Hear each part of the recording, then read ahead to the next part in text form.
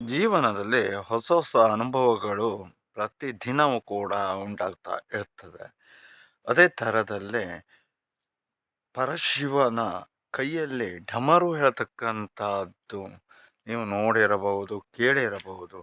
ಅದು ಕೇವಲ ವಾದ್ಯ ಬರ್ತಕ್ಕಂಥ ಢಮರು ಅಂತ ಭಾವಿಸಿಕೊಳ್ಳುವ ಅಗತ್ಯ ಇಲ್ಲ.